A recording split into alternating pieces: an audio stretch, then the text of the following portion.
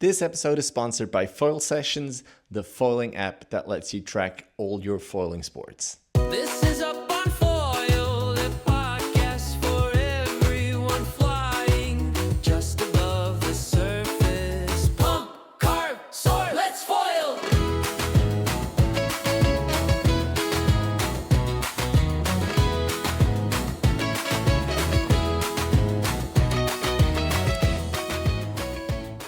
Nochmal schnell einen Schluck Tee nehmen. Good. All right. Welcome to this very special episode, another non-scheduled program. And today it's with Andi Abel. He's living in the mountains, but he's a foiler. And while I just talk about people who foil in different places, beautiful places, he has actually been there. And we didn't share the run at the exact same time, but we were at Lake Neuchâtel last week when it was really windy. And I'm super excited, Andi, to have you here. And you can share your insights in how good is downwinding on Lake Neuchâtel compared to, for example, the river or the Gorge. And also what we found out when we talked a little bit before, you were in Kurnow as well. So that's super exciting. Andi, we're just going to go all in on your experiences on foil. How are you? When was the last time you were on foil? Just last week on that one big day in Lake Neuchâtel, the one that everyone's talking about. If you haven't seen it, you wouldn't think that waves of this size could even be possible on a lake. It's insane. We're probably head high waves at the end. Were you aware that the waves were going to be that big, or were you kind of surprised yourself? Actually, I've been to Lake Neuchâtel a couple times, but I've never done a run like that before. A friend of mine has, and he took me with him, and he knows my level. So I thought, okay, if he says I can do it, let's go for it. So before that, I had probably done couple Ks at the longest, doing no shuttles, just upwind, downwind with a power wing. And there I was doing 25 kilometers with the train. I mean, Lake Neuchâtel is perfect for that. And at the start, the waves were really nice, small, but very nice. And then it got consistently bigger. And at the end, actually, I didn't do the whole run. I exited a little bit earlier because I was so overfoiled. And not having done it before, I was kind of getting scared sometimes. And talking to my mate Dirk afterwards, we both said we just jumped off a couple of times because we got scared. So yeah, that's how it basically was. But it was really, really cool. Maybe you can just tell our listeners, our viewers, the shuttle at Lake Neuchâtel, the shuttle is amazing because you don't have to go in the car with a friend and you have all the logistics. You can just basically take the train. Yeah, it's simple as. Basically, what we did, we just parked down at one of the most famous spot, Snowboards. You can just park there, and then you walk a couple of minutes up to the train station, hop in the train, and go up as far as you like. There's a kind of a dead spot in between where the train track is a bit further away from the coast, but apart from that, you can basically choose the length of run and then just jump in. We walked another 5 minutes, probably 5 to 10 minutes back down and jumped in and threw out our power wings and off we went. So amazing. And the cool thing, I think, is that at the beginning where we started, you went to Gorgier as well, right? Yes. Where we start, as you said, the waves are not super high, but they're there already. You don't have to go for a long power wing, only run until you're in the bumps. You're just there. Yeah. There's only maybe 100, 200 meters close to shore where there's no bumps. It's really simple. You just go out there and there's bumps straight away, basically. What really gear good. did you bring? So, as I said, I was on a power wing. So I had a 2.4 and a 3.6. And because of the length of the run, I also took my 5, but I could have left that back home. I just wasn't sure because going to Snowboards before, I got skunked quite a couple times. Or maybe not skunked, but the wind can be kind of fickle and going up and down. So I was a bit scared of ending up somewhere and just not being able to get back up. So I had those 3 power wings, the Ozone Pocket Rocket basically, and then I had a 76 liter Sonova Carver and Unifoil Evolution 135, which was basically perfect until the last maybe 5-10 kilometers. Then it just got too big. I mean, Very yeah, nice, very nice. Yeah. You're in that chat as well, right? And they always say, yeah, you always have to bring a 5. That's like the most important, the golden rule. Just bring a 5, just in case. actually, I'm not in the chat, but Oh yeah, that's true. but yeah, that's my learning from other places. Like I went to Lake Garda quite a bit in summer, and yeah, a couple of other spots where, I mean, powering is perfect, and if the wind's consistent, but if it just drops, you're kind of screwed. And as you probably know yourself, with the power wing, you need a little bit more wind to get going, and sometimes if the wind just changes direction slightly, you might still be getting up on one direction, but then maybe in the other direction, the waves are just breaking you down. So you cannot really pump your board through them because they just slow you down. So sometimes you have to suffer a bit. That's normally I try to at least have 2, like the one right for the occasion, and then the second one just a bigger one. I looked at the graph, the winds in 2025. There were many windy days, but of course at the Gorge there were more wind days. And you've been there for 2 weeks, you said. Was that the first time at the Gorge? How was it? Yeah, the first time was quite a spontaneous decision. Van broke down, so I couldn't do the camping trip I wanted to do originally. Yeah, just and then suddenly the idea of going to Hood River popped up in my mind, and then I just checked flights, and basically a couple of days later I was going. So I went there for nearly 3 weeks in July. It was perfect. I mean, just before this chat, I thought again what the main differences would be. And one is just the consistency of the wind. Like basically some mornings I was getting up and was actually hoping for like a lay day, because it's basically up every morning and you drive down to the river and it's on, and oh no. And because it's so good, you cannot not go. So like I kept doing like 6-hour sessions. I mean, not full on, like probably got in the water maybe 11, and then finally got out like at 5 with some short little stops in between, but basically in the water every day, all day. That's a lot of work. That's crazy, man. And every day with the power wing? Every day with the power wing. I think I pumped up my wing once, and I definitely wouldn't bring them again. It's just too easy with a power wing there. Like the current going upstream just helps you even more going upwind, and because the wind is so consistent, it's really easy. And also at the closer to shore, the water gets a little bit more calm. So even if you're not 100% with your maneuvers, like you just go out of the bumps to the side, do your maneuver there, and then you go back in. So yeah. Powering every day, basically. So if I think about my like learning journey, when I had a couple of days in a row on the water, then I really got better. But you've been there almost 3 weeks. You must have like gotten way better during that time. Yeah. I learned a lot. I started powering last year already, but I had a couple of shocker sessions and wasn't 100% convinced. Just like I couldn't get up. Maybe my board was a little bit too small. Like I went with my wingboard basically and thought, it's got to work, but it just didn't. I kind of, for a while, I wasn't sure. Like I had some nice sessions where I knew this is great, but then I had some really sessions where it was basically swimming. So it didn't persist through the whole winter, basically. Yeah, and then this year I just thought I want to give it more tries. Just need a consistent place to go to where to really learn it.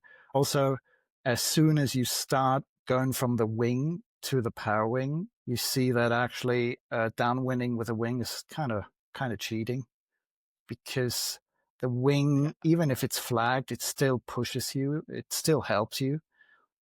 So I could probably do a couple 100 meters, maybe 500-600 meters with a wing. But as soon as you get rid of that wing, you realize, oh, I probably need a bigger foil, because it's just it is quite different. So then going to Hood River, and just going every day, within a week, I was suddenly doing 2K runs instead of just a couple of 100 meters before. So yeah, the consistency and being able to do it every day, it helps a lot. And also the consistency of conditions, because like here, one day it's like this, the other day it's small, next day it's fast, next day is really slow. And that makes it way harder to learn, I think. Whereas if you have those consistent conditions, it's just way easier. When you said you already started last year, there weren't that many pair wings available. Did you have a BRM? Yes. Or which one did you go?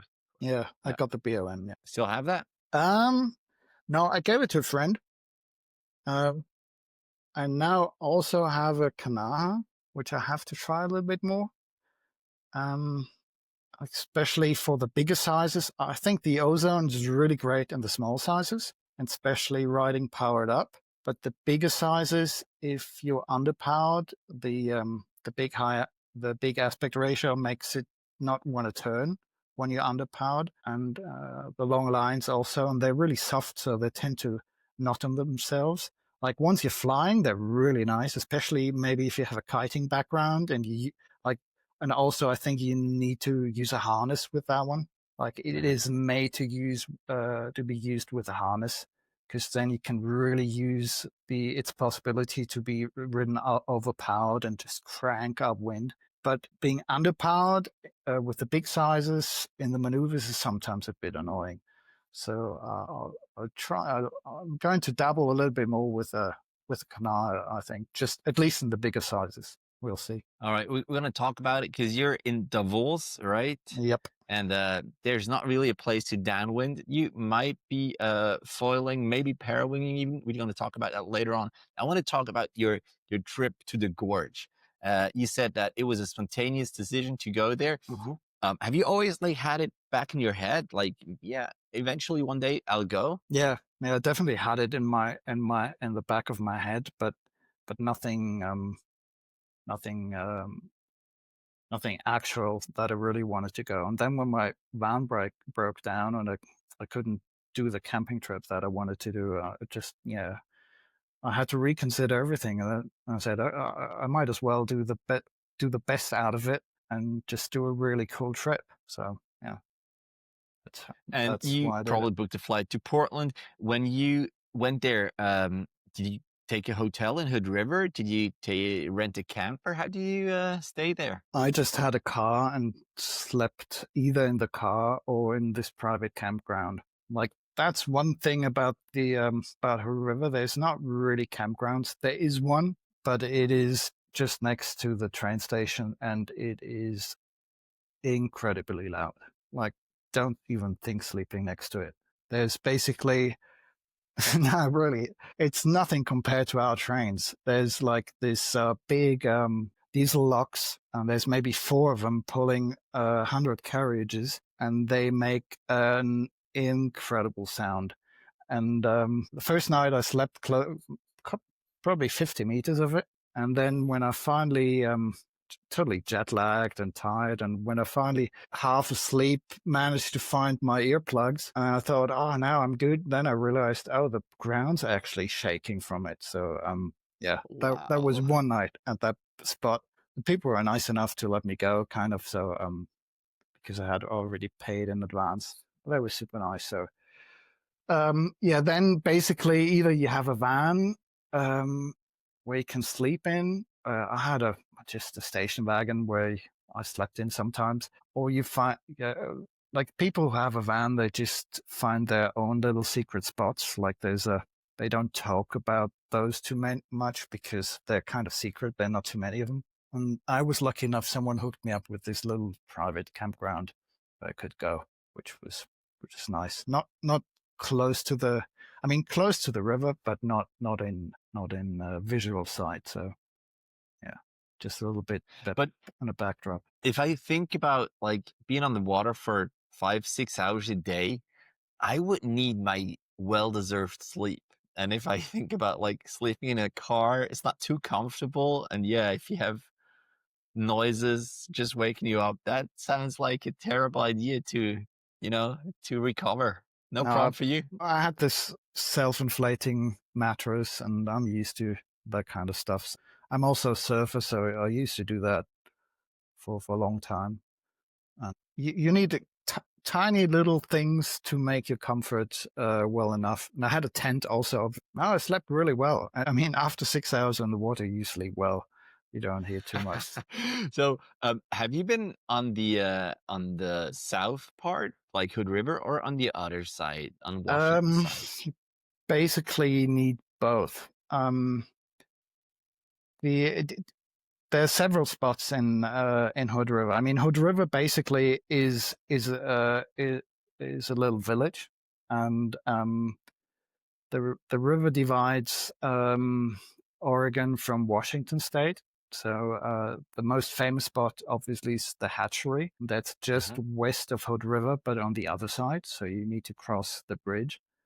And then if you go to the other famous spot further east, to Rufus, that's actually on the southern side, on the Oregon side. So you need to cross the bridges from time to time, depending on where you stay. So you said last time we spoke that the scenery also changes. If you're like at Hood River in this area, it looks greenish, and then if you go more to the east, it gets like desert vibes. The area around the Hood River is basically like a little bit like an alpine, hilly kind of lots of trees area with it's a bit like a high. I'm not sure how the elevation itself is, but further in the backdrop there's this higher plains, and then if the air is clear, you can see Mount Hood as a backdrop.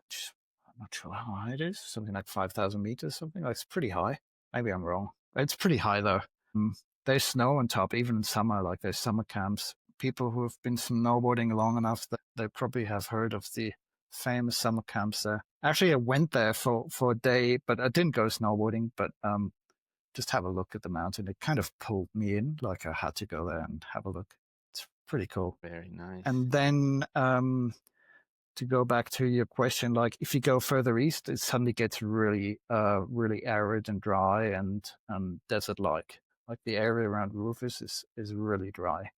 The advantage of Rufus is, first of all, there's more current, so the bumps get bigger. The wind's probably even stronger, maybe not, but it isn't as consistent, so it doesn't happen all the time. Like you need a really good wind flow for Rufus to work. But another nice thing is there's a big gravel parking lot just next to the spot, and you can basically sleep there. Like everyone's camping there. Whereas in the Hatchery, it's not allowed. All right, yeah. Looks really nice. And the wind probably just like west to east. Yes, it's always the same direction. I mean, it is a thermal wind. It's basically an exchange of wind pressure from the really cold Pacific, like as in like 12 degrees cold. It's absolutely beautiful. I went there on the only 2 days where there was no wind. Like it was still windy, but not as strong. So went there just to have a look. It's really beautiful. Like there's basically a rainforest, but not a tropical rainforest, but how do you call that up there? But it is incredible. Like those kind of trees, you don't see them in Europe. Like they're huge, humongous, and yeah, really beautiful. But the water is cold. It was probably 12 degrees Celsius, like really, really cold. So, and then further inland, there's the hot desert. So there's basically an exchange of pressure between those two. And so there's always wind from the west. Sometimes it's less in the morning and then it gets stronger during the day, but very often it's already blown quite a bit in the morning. And normally, might go down a little bit during the day or oscillate a little bit, but nothing compared to our places where it goes up and down a lot more. So it's quite consistent. Like if you go on laps with a power wing, even there sometimes it makes sense to have a second one, because if you go on a longer one, like 2-3 Ks, the wind might be a little bit different down there. But that also depends on the board. Like back then I had even smaller boards. I needed a little bit more power to get going. So if your board's better or your foil's bigger, you might get away just one. Like loads of people just took only one. The waves, I mean, the river is super aligned east-west, and you have the current that flows towards the ocean, obviously, and you have the wind against it. And that makes the wave probably like steeper, but also slower. How is that to surf on? Is that more difficult, or you had to get used to quite a while? How was that for you? I thought it was super easy.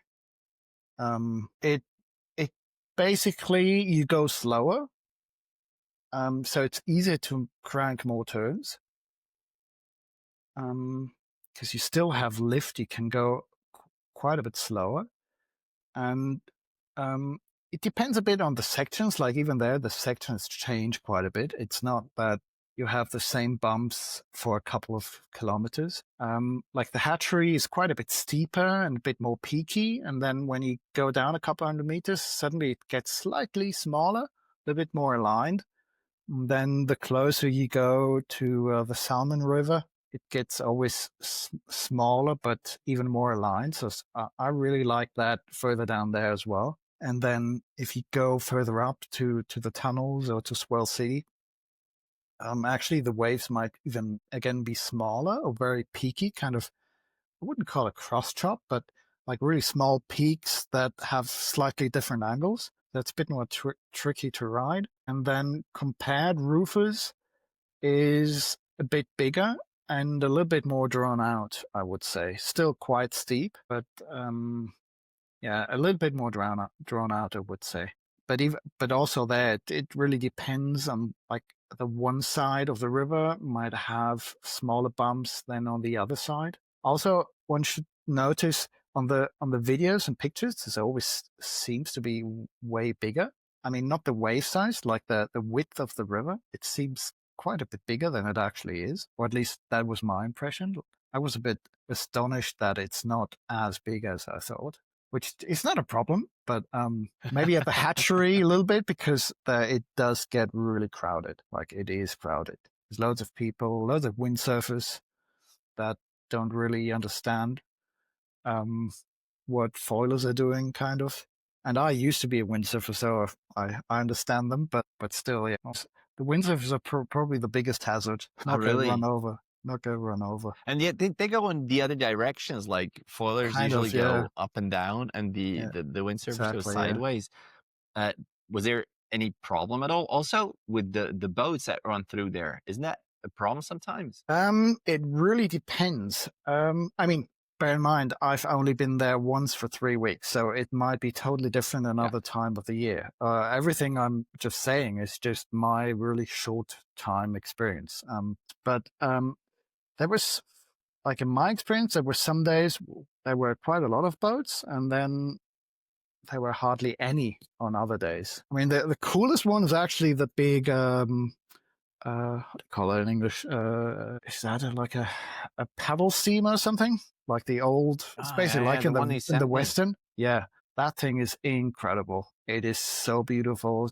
It's like it's all in white with those huge red paddles in the back. And I saw that one twice, like once in the hatchery, but once even in Rufus. And Rufus, I was on the water, and that thing just passed me. That was incredible. That was pretty nice. Wow. But you have to be careful. Like, you have to consistently look for them, because you don't hear the ships that come, and they might not see you or not be able to stop. So you got to be careful. All right, makes a lot of sense. You said that it was quite crowded, um, just around the hatchery at least. Mostly, How yeah. long are the runs? Like, if you do an upwind downwinder, did you just go a couple of 100 meters up into the wind, or did you go for a long time, like an hour, and then turn around? So I'm sure there's lots of people who do it differently. Because I basically my aim for there was to increase the length of my runs. So I even for quite a while didn't even bother too much with my maneuvers and the powering. I just went all in and tried to ace as long a run as I can. And so basically I went I tried to do laps like longest 2-3 miles at the longest, probably more like 2. And that, like, if you look at the map and the hatchery, that would be around from the hatchery down to the Salmon River. And Rufus, it's about a similar run when you start from the parking lot, go maybe a little bit further up, and then go further down to a spot where then the wind gets slightly slower, wind gets slightly less, and the bumps also a little bit lower. And then there's then also at Rufus you get closer to the dam, which is kind of impressive. You can see the water coming out, and they change the amount of water coming through. But there's a lot of people who still do shuttles also with the powering. I'm Have you done a shuttle? No, I haven't. I'm regretting it a little bit that I haven't done that because I've been asked, but thing was, I felt as if most of them were way better than me, and I didn't want to be the guy that holds up the others because not being fast enough or falling too much. So I didn't do that. They mostly asked me at the start, and then once I got better, I didn't have the opportunity that much anymore. But good enough. Also, I think I'm quite happy riding upwind with the powering. Like for me, that's I kind of like when the wind's good. I kind of like that. It's not too bad. So I was quite content doing laps with the powering. Yeah, because if you're downwinding, you're not parrowing basically, because you just use Yeah. it for a couple of seconds and then stow it, and then you're not parrowing. But how long are the runs? You know how far upwind they shuttle? Because if I look at this river, it's super long. Yes, of course you need a little bit of fetch, but I can imagine you can go for 10-15 kilometers, or what's the longest runs you can do, you know? I had a quick look on the map, and I think from that one tunnel, which apparently they just closed because it was dangerous, but I think that's Tunnel 4, I think. From Tunnel 4 down to Salmon River, that should be something like maybe 7 miles. Might be wrong. Okay. But something 6-7 miles, Like maybe. 12-ish kilometers? Yeah, 1.5 times, right? Okay. So yeah, something like that. Something like that, 1.6 around. But having said that, like the one time where I actually tried to do a lap with a power wing further up, going close to the tunnel, the wind was quite a bit less up there. Actually, I had to swim really? quite a bit. Yeah, and also the bumps are quite different. Like I was struggling a little bit up there. And after that experience, I was quite happy just around the hatchery. Okay. All right. Makes a lot of sense. If I look at the map and hear you tell the story, then I just look at Lake Neuchâtel, like this long run, and you can do 25-30 kilometer runs, and it just gets better. Yes, the last like maybe 2-3 kilometers are not super great, but still it's enough to just go back home. So those are shorter runs, like compared to Absolutely, now. yeah. The runs are shorter. Although I must say, I mean, that 125 or the 20-kilometer run I did in the end because I didn't do the last 5. I mean, the bumps changed so much that I don't know if I would do that whole run under that conditions again, or at least I don't know. I mean, probably with a bit more skills, I could have kept my foil in the water anyway. But I don't know. It was it was okay at the start. Then it was really nice in the center section, and then the end was just pure survival. So it probably I probably would have been quite content just doing maybe only a 10 or 15 kilometer run and maybe do that twice instead. But also if you're doing 25 kilometers, you're kind of hurrying a little bit because you still got quite a way to go. So if you fall more often, it gets a little bit stressful. Whereas when I'm only doing maybe 5 kilometers, you can take all the time you want. So it takes the stress a little bit out of it. But yeah, I mean, definitely the goal is doing longer runs for sure. But it's not that it's some. I mean, if you do the Tunnel 4 to Salmon River run and you ace that, it's quite a long run. Also because of the current against you, you're going slower and you do way more turns. Like compared on that Gorgier run, I was going way faster, like a lot faster, probably double as fast. I didn't have a watch or anything, but I'd say, I mean, not in the water, not speed through the water, but over ground, I was definitely way faster. Yeah, but that's not what you feel. You feel the speed through the water and not over ground, basically. If you look to the side and you see the coast not moving, then yes, maybe. But the instant feel is pretty similar, I guess. Yeah, it probably depends how close you are to the coast. I mean, Hood River is quite narrow, so you're close to the coast all the time. So you have a different frame of reference, I would say. But yeah. So there, a 10-kilometer run is like a 15-kilometer run to the current. But then, I don't know. As you just said, something like that. You have to pairwing back upwind, or take the car, and that's the shuttling. That sometimes it's just annoying to drive there and back again. Logistics are terrible. I did a little downwinder at the Markermeer in the Netherlands, and it was super nice because the waves were very much aligned to the roads that went next to it. And it was not super deep, the water, so the bumps were nice and high as well. But still, to get up into the wind, we had to drive up and then like back down. So we had another car there, and it was just like a lot of driving for a run. That's why I think Lake Neuchâtel with the train, that's so incredible. And if you don't want to do the whole thing, you just get out before and take the train somewhere else. Yeah, that's what I did basically. Amazing. I got out in Neuchâtel and just took the bus for the last couple of 5 kilometers, and that was easy. No problem at all. That's amazing. And that's maybe a difficult question. If, let's say, next week you could choose between going to Hood River with wind or having another windy week at Lake Neuchâtel, which one would you pick and why? If money doesn't, and let's not include the travel that you would have to do to go to the States again. I mean, if money doesn't count, then Hood River is pretty good. It's easier also. I mean, it's hard to tell. I think I told you before, it's a little bit like comparing apples and peas and pears. Just two different things. Can't really compare that well. They're both incredible. So you take 2 weeks and do both then, huh? Exactly.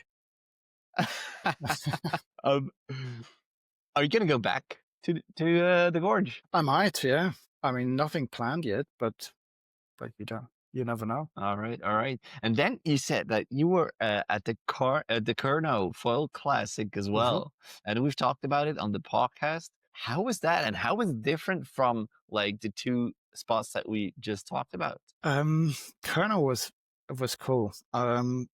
Also, it was quite a spontaneous decision. I had 2 weeks, and I listened to Liam and Freddie's podcast where they talked about the Kurnow Fall Classic, and they said it's a bit of a community event as well. So if you don't compete, there's some socials going on, and there's people just testing gear and stuff. So I thought, yeah, why not? And I have been to Cornwall before, and so I thought, yeah, why not? But last time I have been, I didn't fall back then. So I thought, yeah, let's have a look at it from another perspective, and it was really cool. I mean, I kind of missed most, yeah, pretty much all the competition because they had a really good run at the start and just finished everything before I got there because they did the contest during the week already, and I just arrived for the weekend. So, but still, they had some funny parties in the evening, and yeah, it was really good. Interesting conditions in the water, though, I must say. So, What do you mean? that British chop is a beast. I would say, like I was struggling a little bit. Also because conditions change all the time, so it's not you're riding the same spot every day and can get used to it easily. Because it's really probable that you ride different spots every day. So and then they have really strong tides, so you have to kind of time it with the tides as well. And that sometimes, like even if people tell you, yeah, maybe go then, but then they themselves are in the water at another time, and then you don't understand what's going on. Shall I go now or shall I go later? And so it's easy to mistime it.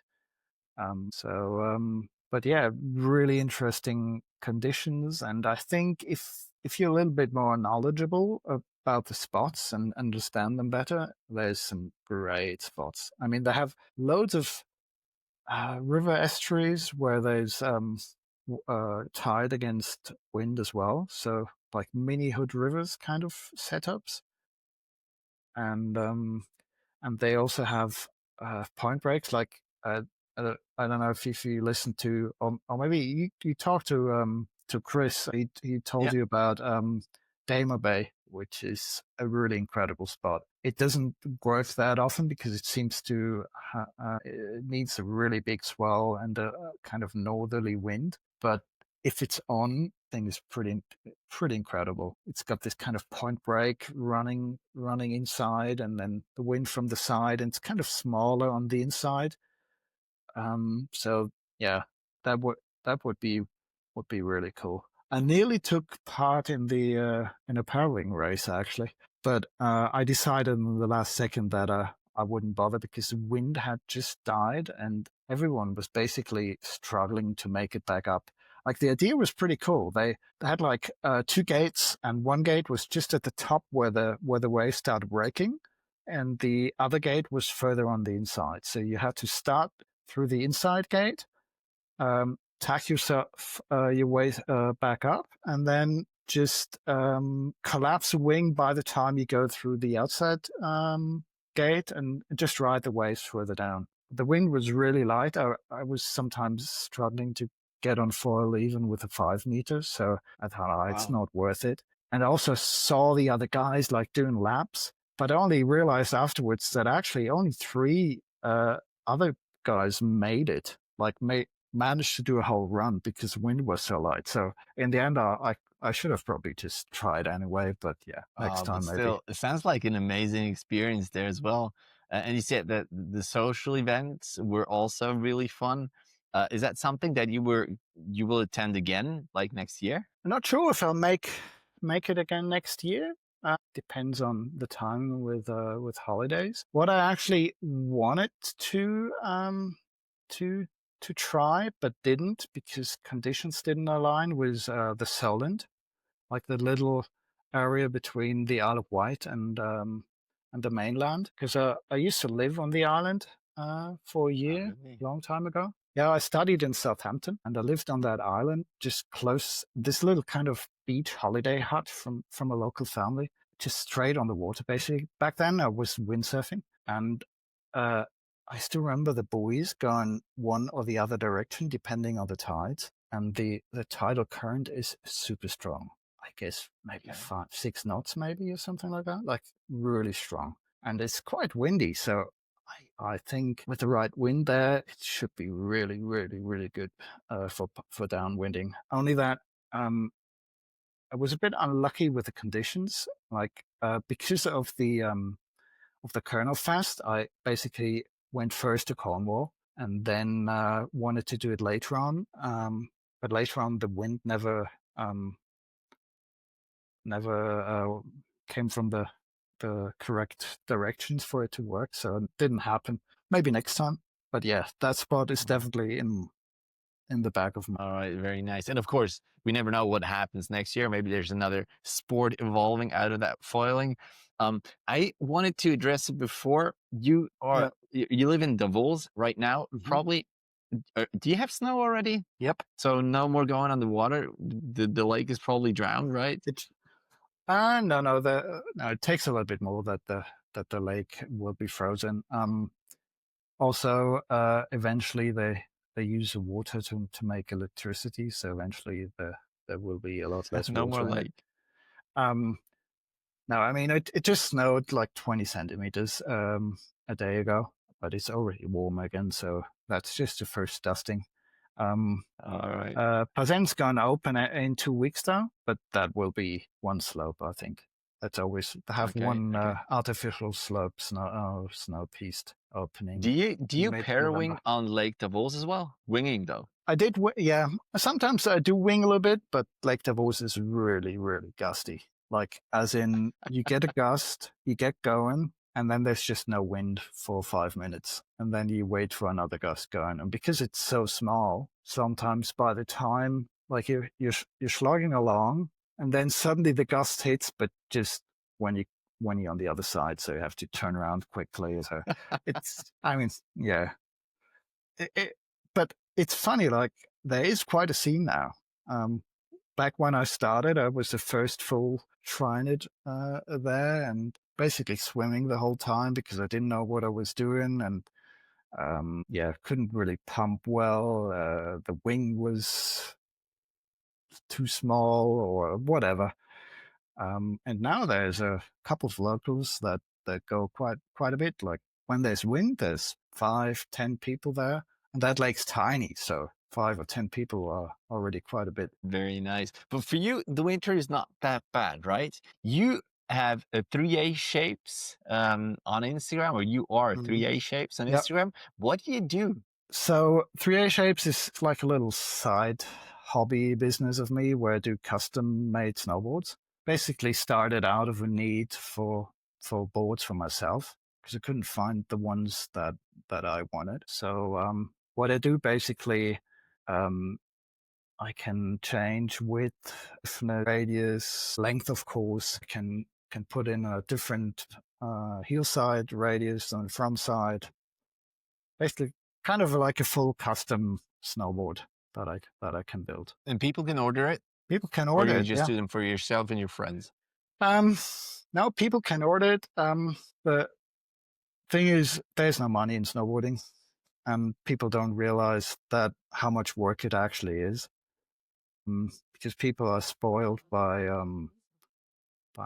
cheap labor made in China. I'm not dissing on China, if that's the way how it is, but people are just used to prices that actually don't really reflect the actual work going into it. So if I do something here, I'll have to ask a price that many people say, no, I'm not doing that. So, it's good enough. It looks really nice. You're probably right. Just these boards. Do you have like your own workshop where you live, or do you have like a shared locale? How is that? No, I don't have it where I live. I have a little double garage in Davos, and I have a CNC machine and a press, so I can make the boards in there. And I don't ride any other boards anymore. It's kind of, once you're doing your own boards, you're kind of spoiled, because after a while you figure out what is good for you and what you want, and there's such a difference to anything that you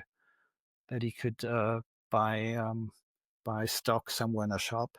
Like, I mean, one thing that many people are not aware, that basically a snowboard that is made for everyone will probably always be too stiff for a normal guy like you and me, because because they have to make it strong enough.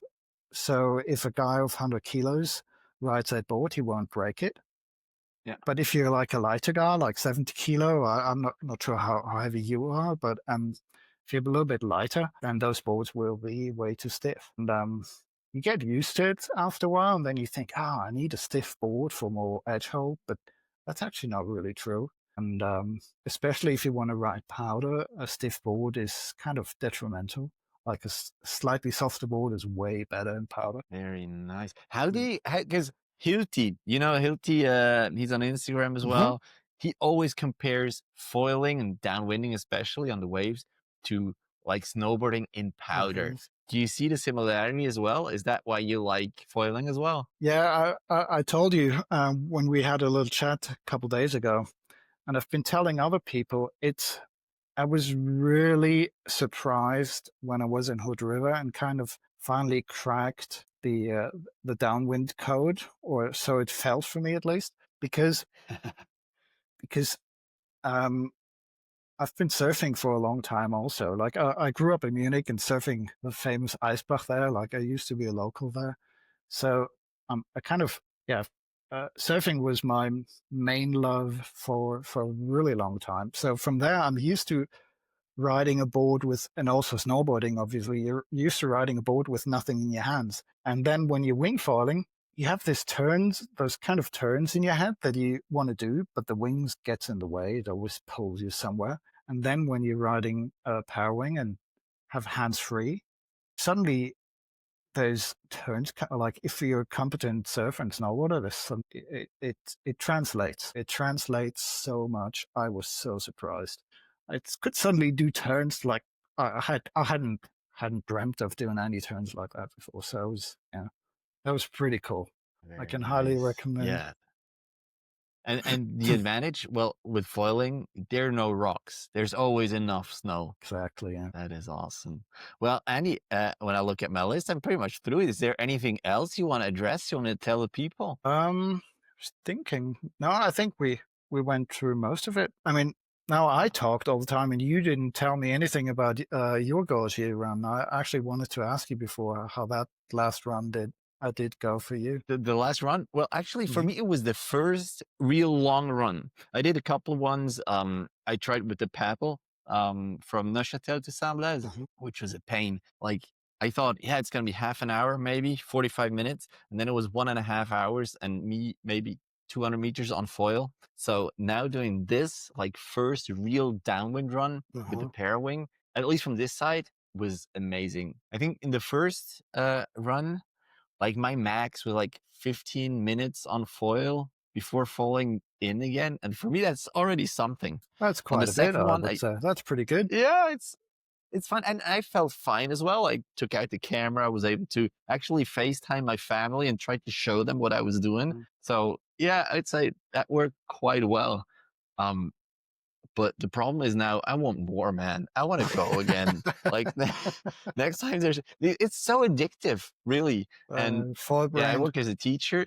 Yeah, definitely. I work as a teacher and I cannot really just go whenever the wind is good. So it really, the stars need to align, wind, time off, and me not being injured. That needs to align. And that's the most difficult thing, I say. But how far are you from Lake Neuchâtel? It's not even an hour drive. It's easy then. Yeah, that is actually not I mean, the problem. at least what I see from Jonas and Simon, they go quite a bit. So the lake is more consistent than you might think. No, that is true. And the problem is I'm in those WhatsApp groups and there are over 120 foiler in that WhatsApp group. So there's all the time, someone is always going foiling if there's wind. And you get that FOMO, and I'm just at school, like looking at the WhatsApps, look at the videos, like, oh wow, these guys. But no, I'm super fortunate, man, to being able to experience it with them. And yeah, living so close to that lake, really cool. And the cool thing, and that's really, I mean, I love that lake. It's not only when there's westerly winds, when there's Pisa, the northeasterly winds, it's the same thing. It's just the other side. Yeah, it's a little bit colder. Cold, yeah. Yeah, cold. it's just, but the it's way cold, but it's also amazing. The way is really good. Yes, and the entrance, like the last part when with Pisa going into Yverdon, the place where you arrive, there's this canal, and you can actually just go into the canal, and people have gone to the train station in the canal, which again, that's so cool. And then soaking wet, going in the That's train. cool. That's just amazing. That's so fun. Mm. So yeah, it's gonna be a good winter. Yeah, looking forward to that. All right. But yeah, man, really, really nice chatting to you, and I really hope that we can have Same. a shared session soon. I hope too. Maybe we can. What's the English word for fachsimpeln? Yeah, and gear nerding. We can do lots of gear nerding as well. Yeah, yeah, and Yeah, I and mean, going up with the train is also fun. You can what like what talk foiling powerings are forever. no? I The used pairings to. I have like the smallest is the 2.7 POW, the fly surfer. I really like the POW because they are super fast. They are very much they go a lot to the front of the wind window. So you can also, if you're overpowered, you can manage them. But the lines are too long. Very long. Yeah. But the 2.7 are not that long. So for that, it's not an issue. My 4 meter is the 777. And I still have Michi's Ensis Roger, which is also quite nice, but 777 is just a little bit lighter. And now I have the 777-5 that just arrived yesterday. So like my backup's gonna be this one. Oh, the PT skin or the new one? Yeah, It just had a the PT a skin. new model coming out. Yeah, that's true. It's like specifically for downwinding, but honestly, I often go do those upwind downwinders.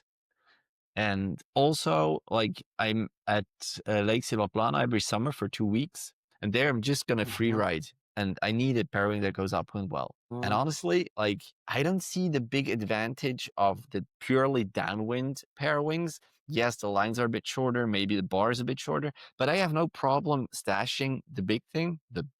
So I don't see the advantage really. I think it's probably a bit condition based, and also what you want out of powering. Like if you want to just ride or cruise around, like on Silvaplana, there's no bumps, so you can. Yeah. I mean, you're basically riding upwind, downwind on flat water. I mean, you can stow it and just pump, but obviously that's not the same. So there you will need something quite different than what you would want to use maybe at Hood River, or even in Lake Neuchâtel. And then what I realized I think I said before, like the powerings, some are made more to be ridden without harness and maybe slightly lower on power, and some are made to be ridden really powered up. It also depends maybe if you have a kiting background, because then like the ozone will feel a bit more familiar, because it feels quite similar, because it can really rip that thing upwind. Like it feels really similar. And then and also especially the board makes a big difference. Like if you want to ride a slightly smaller board, you need a powering that can handle overpower well, because you will be overpowered a lot earlier and with a bigger board. But yeah, it remains very, very interesting. I'm really looking forward to the next iterations. Right?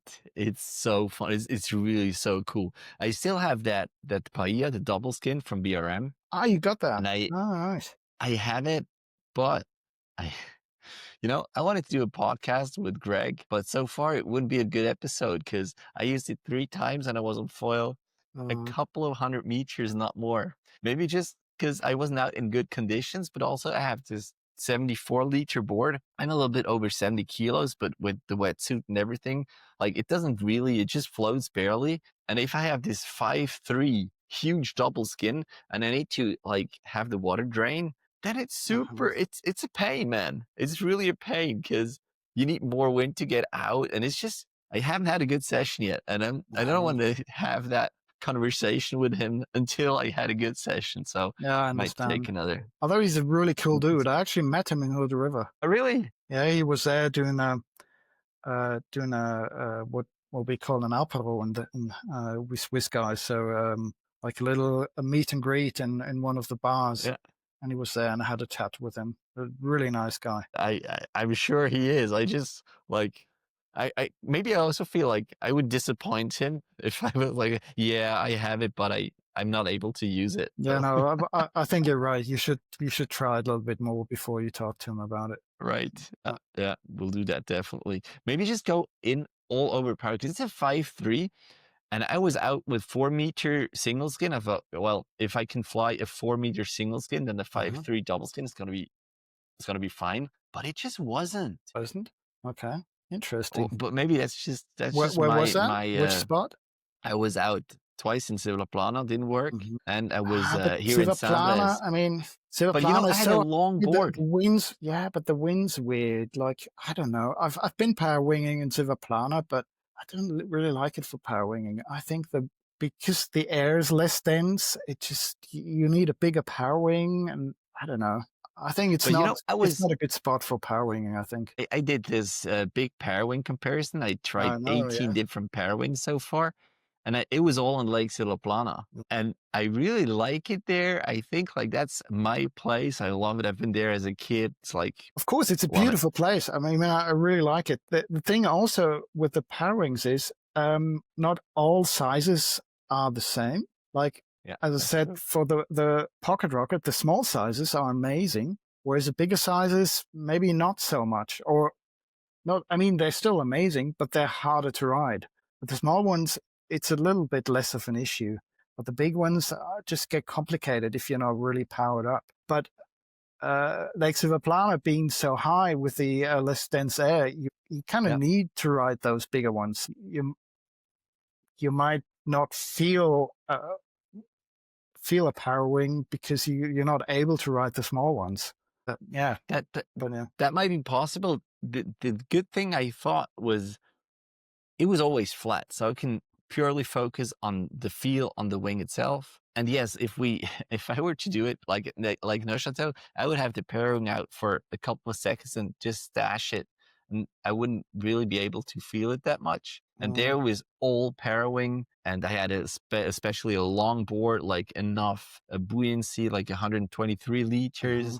A long board and always the same foil, always the same condition, so I can really feel the difference. And I really thought like a 4 single skin and a 5.3 double skin would be in the same wind range, but I would have needed more wind for the double skin still. Have you tried a smaller board with the power wing?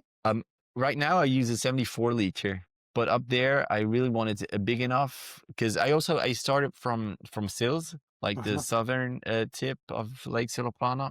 So there was even a little less wind to start. So I really wanted to have enough buoyancy, really. See, yeah, but, I mean, I did the same when one of my first tries. Actually, I even had no, I still have it. I have the what's it called, the pocket wing, the one with the 2 handles. And I didn't dare to use it. and the first time I tried it was on Lake Silvaplana with a downwind board. And man, I was swearing. I was struggling because the longer boards, they just take off so quickly. So you basically just sitting on it and holding it, you were already accelerating. So it was, and then you were running into the lines and, oh no.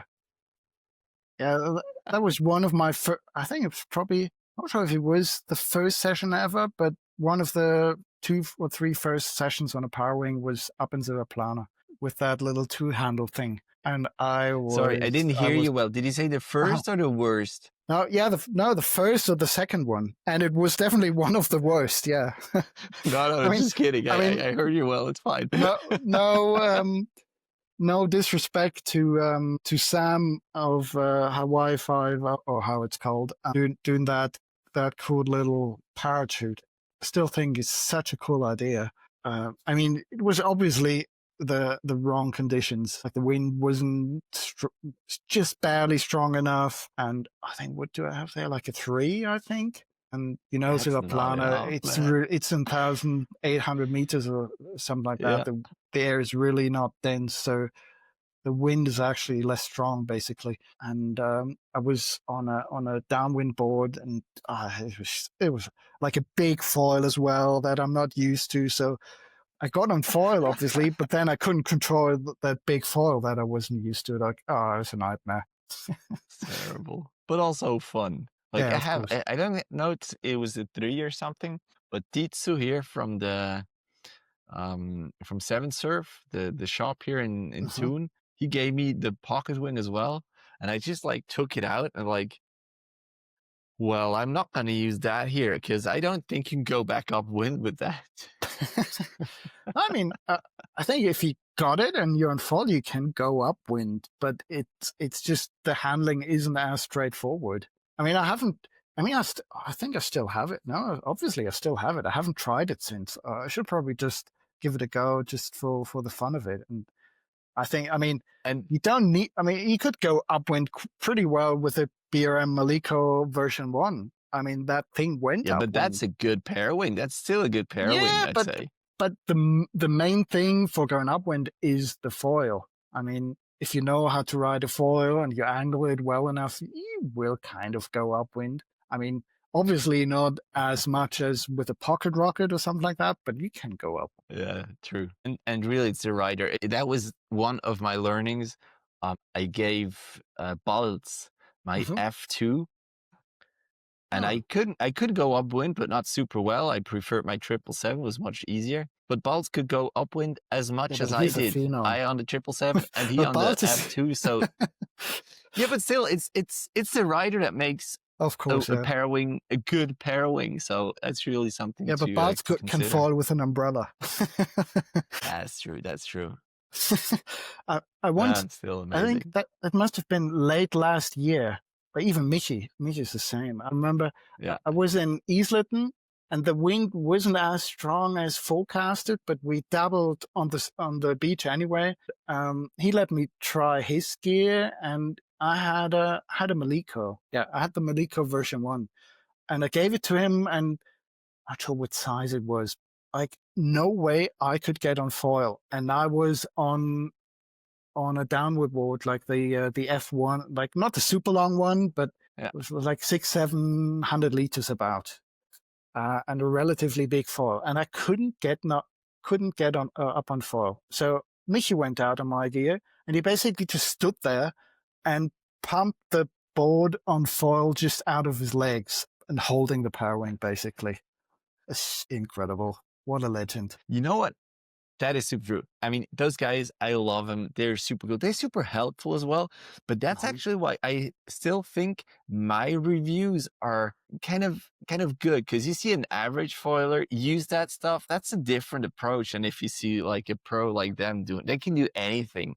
So Yeah. that's why I think it's still valuable that I try to do these reviews and whatnot. Absolutely. All right. Speaking Cool, about great. doing reviews, I still have the video to edit. Hey, thank you very much. Andy, Thank that you. was so cool. Nice that you chatting came to you. on. Hopefully see you on the water super soon. cool. Yeah, that would be amazing.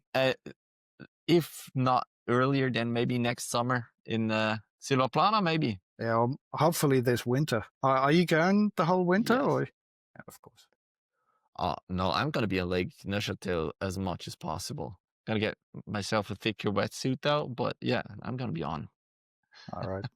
We'll definitely see you there. All right, man. All right. Awesome. Cool. Bye, Have a good Marco. night. Thank you very much, Bye, man. you. Bye. Cheers.